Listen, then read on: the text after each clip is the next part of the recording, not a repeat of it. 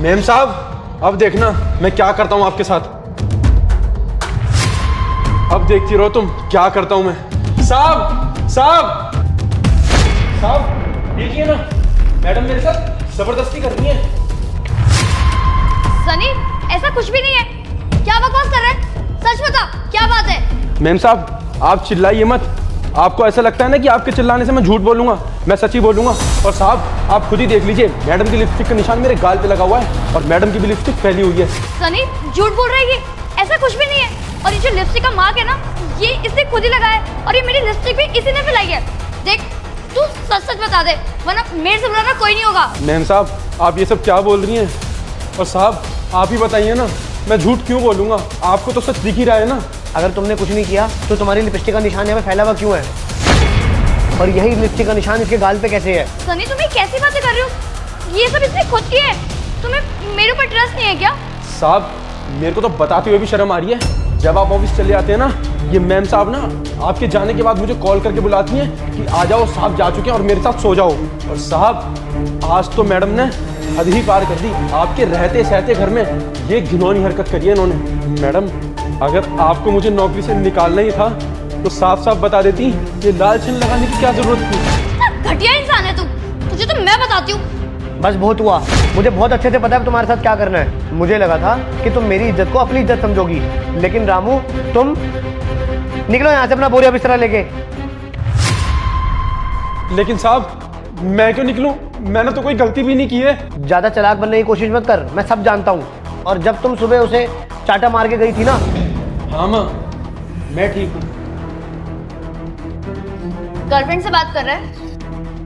नहीं मैडम, मैं तो अपनी माँ से बात कर रहा हूँ। चाहे माँ से बात कर रहे हो या गर्लफ्रेंड से, घर में कितना सारा काम पड़ा है। अंधा है, दिखाई नहीं देता तेरे को?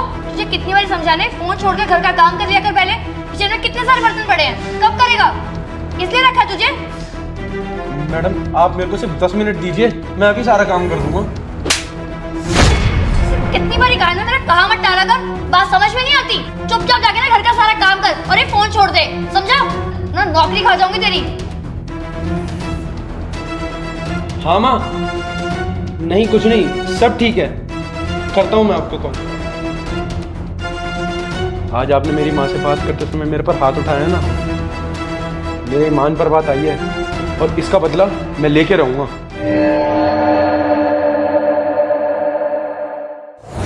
शुक्र मनाओ, आज मैं सुबह यहाँ पे मौजूद था और मैंने यहाँ पे सुबह सारी बातें खड़े होकर सुन ली थी। और अगर आज मैं यहाँ पे सुबह घर में ना होता तो मुझे सच में लगता कि तुम्हारा इसके साथ चक्कर चल रहा है। जो तूने यहाँ पे गिरी हुई हरकत करी है ना, इसके लिए मैं तुझे कभी माफ नहीं कर सकता। रामू, तू यहाँ से निकल, सामान उठा और चला जाए यहाँ से।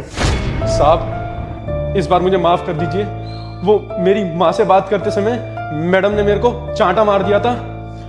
वो चीज़ मेरे से सही नहीं गई और मैंने गुस्से में आके ये सब कर दिया। साहब, मैं आगे से कभी ऐसा नहीं करूँगा, मुझे माफ़ कर दो। और देखो, तुम्हें उसे सुबह चाटा नहीं मारना चाहिए था, ठीक है? जब अपनी माँ से बात कर रहा था तो उसे करने देते, क्या पता जरूरी बात कर रहा हो वो।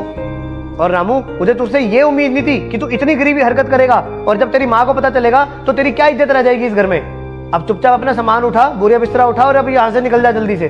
साहब, अगर मेम साहब को एक मौका मिला है तो एक मौका आप मुझे भी दे दीजिए साहब। सनी, एक मौका मुझे भी मिला है मेरी गलती सुधारने का, तो एक मौका रामू को भी मिलना चाहिए ना, उसे उसकी गलती सुधारने का। देखो रामू, गलती मेरी थी इसलिए तुम्हें माफ कर रही हूँ, लेकिन आइंदा से कभी भी तुमने ऐसा किया ना तो सोच लेना। मेम साहब, मुझे माफ़ कर दीजिए। आज के बाद मैं ऐसी कोई भी हरकत नहीं करूँगा। जाओ।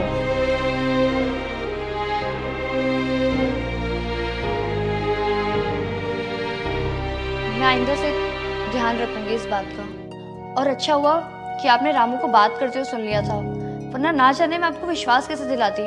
यार, वो अपनी माँ से बात कर रहा था और तुमने उसके बदले में उसे चाटा मार दिया। यार, कोई भी होगा ना, उसे बुरा ही लगेगा। और जाओ, अपनी लिपस्टिक ठीक करो ये।